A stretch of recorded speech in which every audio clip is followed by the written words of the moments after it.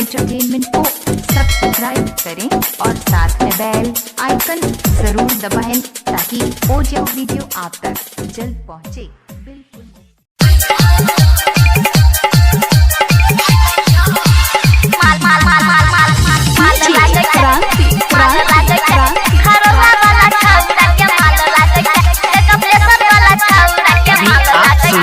त्रिलोकी recording studio Delhi से।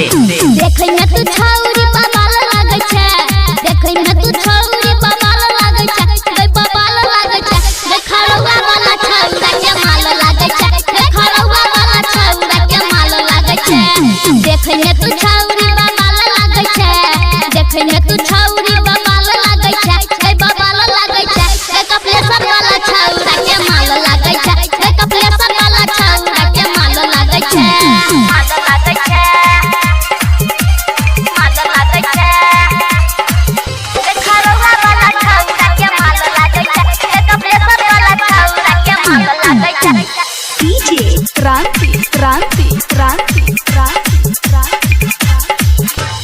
बुढ़ावा के मुँह से पानी चुआ ठोपे ठोप गे, केनी के चले छ जब लाले ये सब कट गे, के चले छ जब लाले ये सब कट गे। बुढ़ावा के मुँह से पानी चुआ ठोपे ठोप गे, केनी के चले छ जब लाले ये सब कट गे। हमरे ये सब 16 साल लागे छै, हमरे ये सब 16 साल लागे छै, 16 साल लागे छै। मधुबनी जिला छौरा के माल लागे छै, दरभंगा जिला छौरा के माल लागे छै।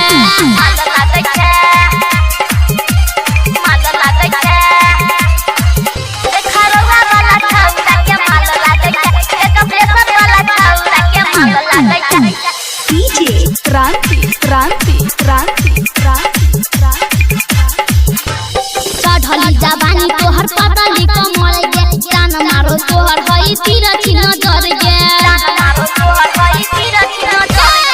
चढ़ली जवानी तोहर पतली कमर गे, जान मारो तोहर हई तीरथी नजर गे। छोटे छोटे कपड़ा में कमाल लागे छै, छोटे छोटे कपड़ा में कमाल लागे छै, कमाल लागे छै। मधेपुरा वाला छौरा के माल लागे छै, सिहरसा वाला छौरा के माल लागे छै।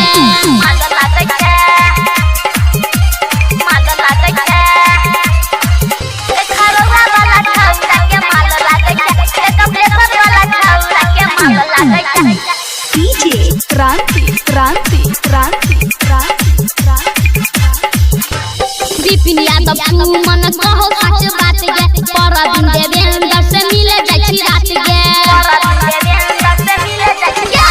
विपिन यादव अनिल कहो सच बात गे, विवेक देवेंद्र से मिले जाइ छी रात गे। पान खाइ के होठ लाल लाल करे छै, पान खाइ के होठ लाल लाल करे छै, लाल लाल करे छै।